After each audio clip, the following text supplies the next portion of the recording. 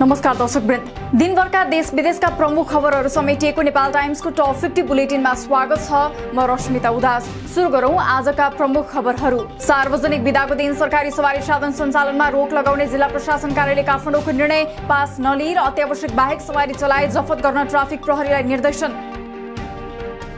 निर्वाचनको 80% मत परिणाम आइसकेको निर्वाचन आयोगको दाबी। अछामको साफे बगरमा जेठ 6 गते पुनः मतदान हुने। पुनः मतदान भएका केन्द्रको मतपेटिका प्राप्त भएको बढीमा 4 दिनभित्र गणना सम्पन्न हुने। वैशाख 30 गते सम्पन्न निर्वाचनको मत परिणाम आउने क्रम जारी। यो समाचार तयार पार्दासम्म 577 पालिकाको परिणाम सार्वजनिक। कांग्रेस 259, एमाले 167, माओवादी 106, जसपा 16, एकीकृत समाजवादी 14 पालिकामा विजयी। पाल्पाका नवनिर्वाचित जनप्रतिनिधिहरूद्वारा निर्वाचन अधिकृतको कार्यालयबाट प्रमाणपत्र ग्रहण गरी शपथ ग्रहण। जिल्लाका नवनिर्वाचित 398 जना प्रतिनिधिहरू भोलिदेखि नियमित काममा खटिने। मुगुको 1 नगरपालिका र 3 गाउँपालिकाको मतगणना सम्पन्न भई नतिजा समेत सार्वजनिक। जिल्लाका 4 स्थानीय तहका 45 वडामा 233 नयाँ प्रतिनिधि निर्वाचित। सबै जनप्रतिनिधिलाई शुक्रबार शपथ ग्रहण गराइने। सुदूरपश्चिमका 9 जिल्लाका 88 तह मध्ये बिहिबार बिहानसम्म 72 पालिकाको मत परिणाम सार्वजनिक। परिणाम अनुसार कांग्रेस 33, एमाले 23, माओवादी 13, स्वतन्त्र 1 र 2 पालिकामा नागरिक उन्मुक्ति पार्टी विजयी। दाङका 10 पालिका मध्ये अहिलेसम्म 9 पालिकाको नतिजा सार्वजनिक। कांग्रेसले जिल्लाका 5 पालिकामा अध्यक्ष उपाध्यक्ष तथा 2 पालिकामा उपाध्यक्ष, माओवादीले 3 पालिकामा अध्यक्ष, एमाले 1 उपमहानगर मेयर र 2 पालिका उपाध्यक्ष जित्यो। तुलसीपुरमा मतगणना जारी। सिराहाको धनगढी माईको मतगणना स्थलमा कांग्रेस र एमाले कार्यकर्ता बीच झडप। वडा नम्बर 8 मा अधिकृतको हस्ताक्षर नरहेको 17 वटा मतपत्र भेटिएपछि कांग्रेस कार्यकर्ताद्वारा ढुङ्गाबुढा, केही सेल अश्रु ग्यास प्रहार। मतपेटिकाको सील तोडिएको भेटिएपछि बुटवल उपमहानगरमा वडा नम्बर 11 को मतगणना स्थगित। बुटवलमा कांग्रेसले मेयरमा लिड गर्दा उपमेयरमा एमालेको अग्रता। काठमाडौँ महानगरमा बालेन शाह 11,000 भन्दा बढी मतले अगाडि। भरतपुरको मतगणनामा मेयर पदकी उम्मेद्वार रेणु दाहालको अग्रता कायमै। पोखरामा धनराजले बढाए मतान्तर। उपमेयरमा फेरि कोपिलाको अग्रता। पछिल्लो मत परिणाम अनुसार विराटनगर महानगरको मेयरमा कांग्रेसका नागेश कोइरालाको अग्रता कायमै। उपमेयरमा भने एमालेको अग्रता कायमै। महोत्तरीको मटिहानी नगरपालिकाको मेयर, उपमेयरमा लोसपा विजयी।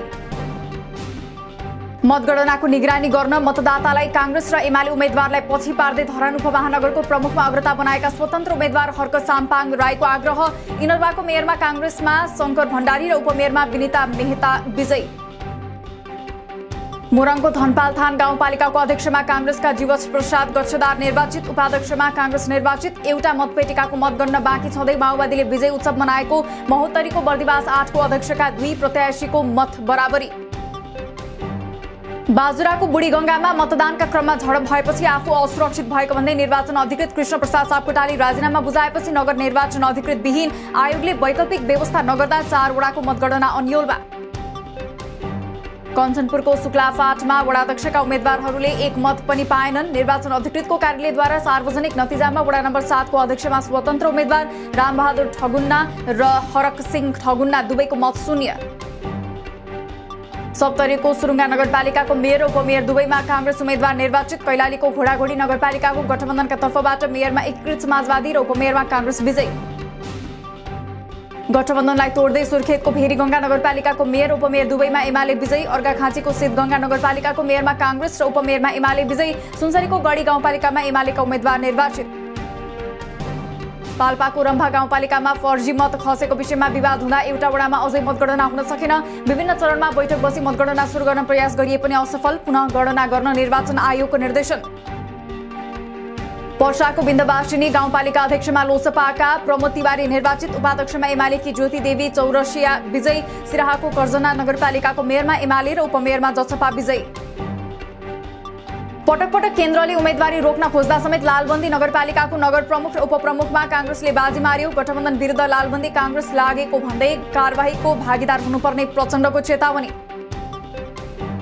सल्यानको बागचौक नगरपालिकाको मेयरमा कांग्रेसका जनकराज गौतम र उपमेयरमा माओवादीकी सुम्नीमा डीसी निर्वाचित। 12 वडा रहेको बागचौरमा कांग्रेसले 6, माओवादीले 3, एमालेले 2 र एकीकृत समाजवादीले एउटा वडा जिते।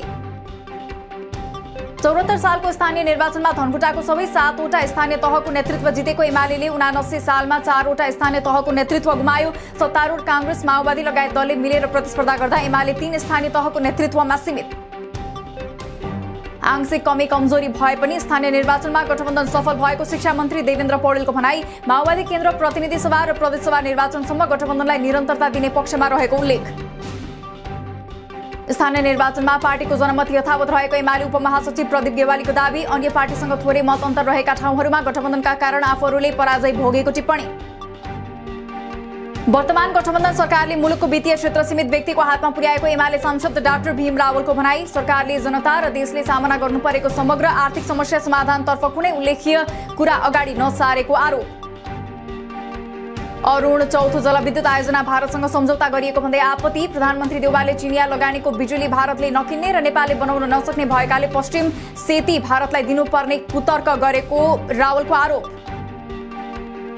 बढ्दो आर्थिक संकटका विषयमा संसदमा गम्भीर छलफल गर्न कांग्रेस नेता डाक्टर मिनेन्द्र रिजालको आग्रह। खाद्यान्न लता कपडा लगायतका आयातमा भइरहेको ठूलो खर्चले सुधानान्तर घाटालाई बढाएको भन्दै आयात रोक्नुपर्ने बेला भएको दावी। गठबन्धनमा इमानदारिता नदेखाएको एकीकृत समाजवादी सांसद मेटमणि चौधरीको टिप्पणी। कांग्रेसले जवाबदेहिता र इमानदारिता देखाउन नसकेको र माओवादी व्यापारी बनेको आरोप। कांग्रेस र माओवादी सचिए मात्र गठबन्धनलाई अगाडि बढाउन सकिने तर्क। अर्थतन्त्रमा देखिएको संकट वर्तमान सरकार र अर्थमन्त्रीका कारण नआएको उद्योगपति एवं कांग्रेस सांसद विनोद चौधरीको भनाई। ड्राइभर बदलिँदैमा थोत्रो गाडीले तीव्र गति नसमाउने बताउँदै अर्थतन्त्रलाई थोत्रो बनाउने क्रमको सिलसिला लामो समयदेखि चलेको तर्क। साउदीमा आफ्नै राजदूतावास भवन निर्माण गर्ने कार्यमा जोड दिने साउदी अरेबियाका लागि प्रस्तावित राजदूत नवराज सुवेदीको भनाई। अध्ययन गर्न जाने विद्यार्थीहरूको छात्रवृत्ति कोटा बढाउन पहल गर्ने पनि उल्लेख।